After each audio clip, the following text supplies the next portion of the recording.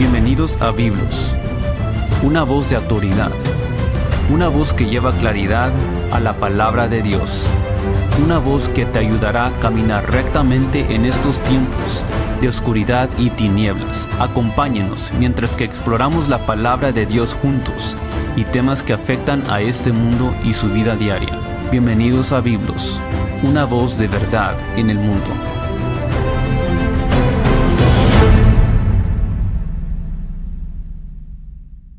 Gloria a Dios, hermanos, un placer estar con usted de nuevo. Biblos Español, gracias por sintonizarnos de nuevo.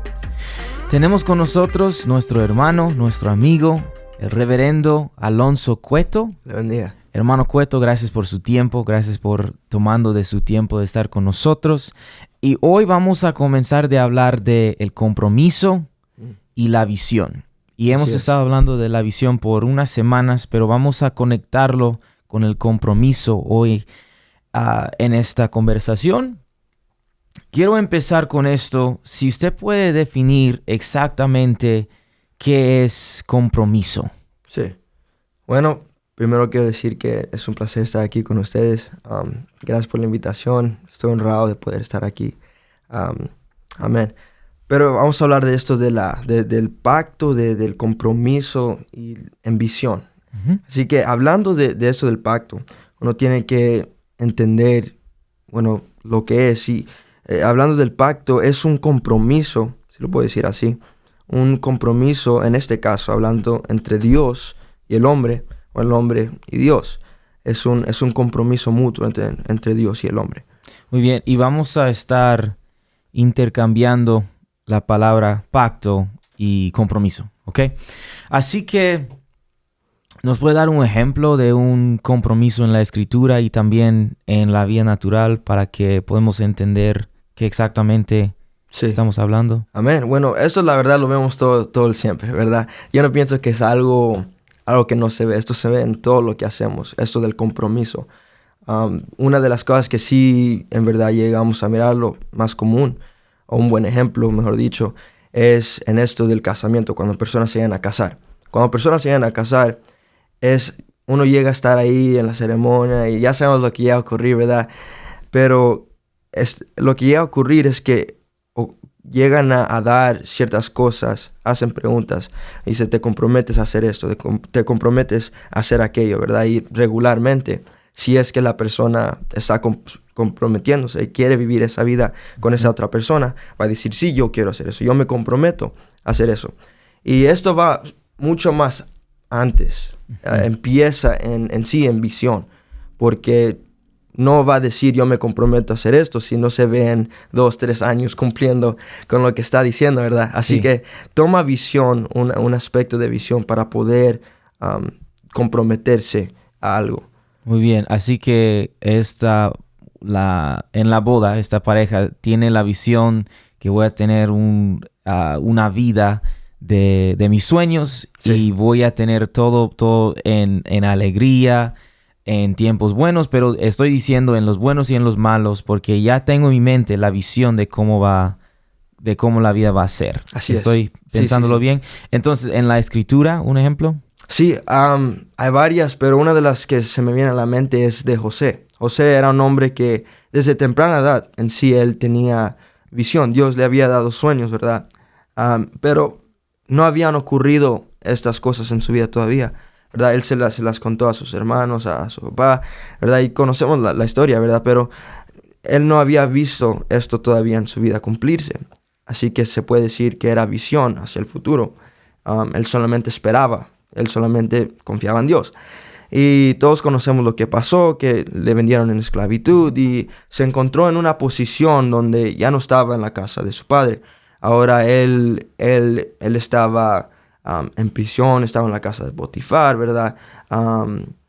Y pasó por diferentes pruebas en su vida para llegar a donde el Señor quería que él llegara. Así que ahí vemos el compromiso de José, que aunque estuvo en las malas, ¿verdad? Podemos referirnos para atrás a cuando personas se casan, las buenas y en las malas, ¿verdad? Cuando él estuvo en las malas, él todavía se comprometió o tuvo ese pacto para continuar en las cosas de Dios y no estaba mirando a las circunstancias, a lo que le estaba pasando, sino él miraba más allá a lo que el Señor le había dado, aún desde temprana edad. Así que ahí vemos visión y compromiso. Muy bien. Entonces, yo recuerdo que José dijo que en una ocasión yo no puedo hacer eso porque no puedo pecar en contra de mi Dios. Entonces estaba pensando de la visión que él tenía, que Dios era una parte muy integral Sí, de lo que va a suceder Así en mi es. vida. Entonces no voy a pecar en contra de mi Dios. así es. Ok, así que mi pregunta es, si vamos a estar hablando de la visión, compromiso, el pacto, ¿qué es paso número 1 o parte número 1? ¿El pacto o la visión? ¿O viene la visión primero y después el pacto? ¿O el pacto primero, después la visión? ¿Cómo Sí. es? Regularmente siempre viene la visión, primeramente. Porque si no tiene visión, no va a poder poner algo en práctica. Se lo pongo así, si yo quiero ser un doctor o un abogado, no sé, ¿verdad? Cualquier carrera que alguien quiera. Para poder comprometerse o para poder tener comprometerse en el sentido de vivir esa vida que tal vez va a estudiar para hacer eso, ¿verdad? Antes de comprometerse, primero se tiene que mirar haciendo eso. Aunque no esté en el momento, tiene que tener la visión para poder mirar más allá del momento, ¿verdad? Mirándose en ese traje de abogado, mirándose en ese cuarto de emergencia, porque antes de que esté ahí, porque si no lo ve, no va a poner el trabajo para llegar ahí.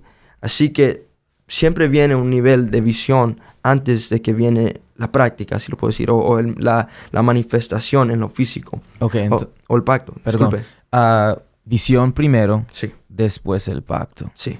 Ok. Veo en la escritura que Satanás siempre está atacando la visión. Entonces, ¿por qué es? ¿Por qué él está siempre tratando de quitar la visión, de quitar el poder de recibir, de entender la visión? ¿Por qué eso pasa en nuestras vidas y también en la Biblia? Sí. Visión se puede mirar como la fe, lo podemos decir así, Ajá. ¿verdad? En sí nos llega a decir la palabra de Dios. En 1 Corintios nos llega a decir que caminamos por fe. Así que cuando uno llega a leer y lo que llega a significar, ahí obviamente a los que saben la escritura, llega a decir que caminamos por fe y no por vista. Entonces nos está dejando saber que no caminamos conforme a lo que vemos en el momento, porque físicamente vemos bastantes cosas, estamos en el presente, pero espiritualmente a través de la fe miramos más allá del momento. Así que si Satanás puede quitar tu visión, él puede quitar tu pacto. Escuché a un predicador decirlo de esta manera: si él puede quitar tu fe, puede quitarte tu fidelidad, ¿verdad? Porque es la fe que nos lleva a caminar, es la fe que es la visión que nos llega a dar es un sentido, es una sensación, ¿verdad? Si lo puedo decir así, espiritual, que le da dirección de parte del Señor para poder ir hacia donde el Señor quiere que usted vaya. Así que si Satanás puede quitarle su fe, si Satanás puede quitarle su visión, él puede quitar lo que produce la fe, lo que produce la visión, que es el compromiso. Satanás no quiere que usted esté comprometido en las cosas de Dios. No quiere que usted viva una vida agradable ante Dios.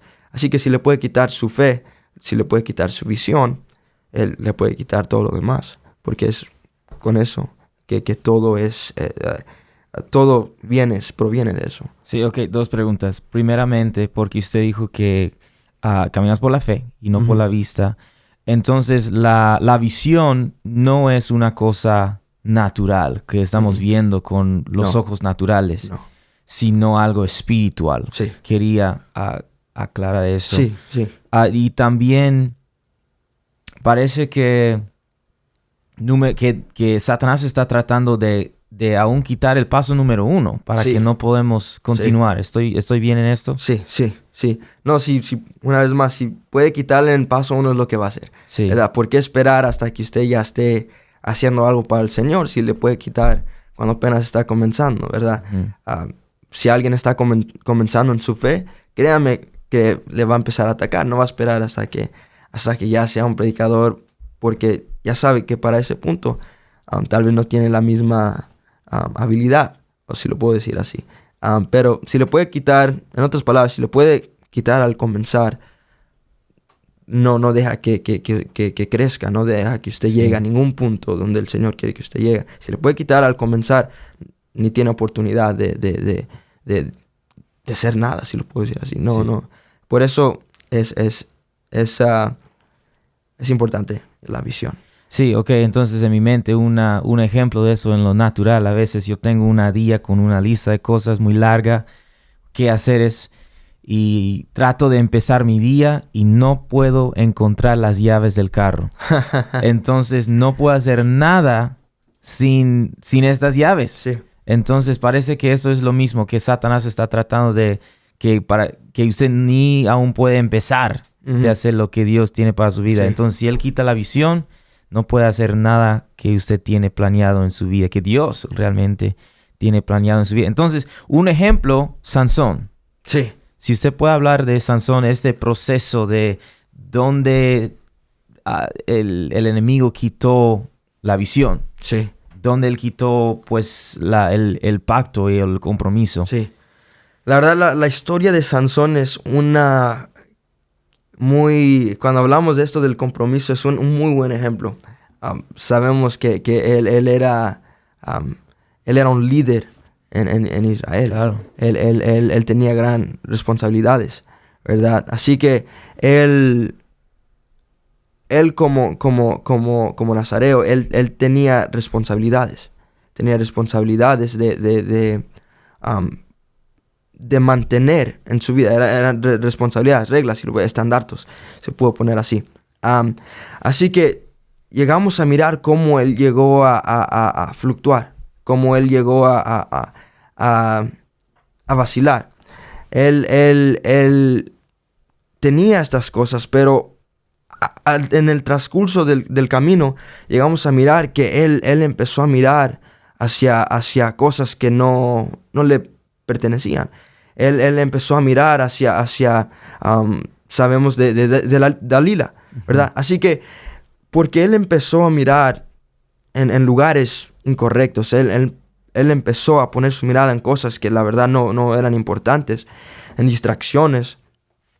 Eso lo llevó para llegar a este punto donde después llegamos a mirar que Dalila, habiendo descubierto el secreto de Sansón, le quitó el pelo. Sí. ¿Verdad? Así que todo esto no hubiera ocurrido si su visión hubiera estado en el lugar correcto, si su mirada hubiera estado en el lugar correcto, como líder, como juez, como alguien con gran responsabilidad.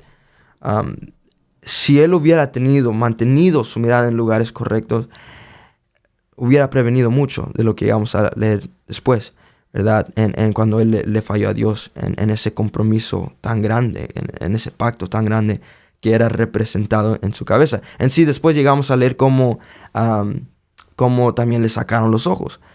Todas estas cosas solamente eran representaciones, manifestaciones físicas de lo que ya estaba ocurriendo en lo espiritual, ¿verdad?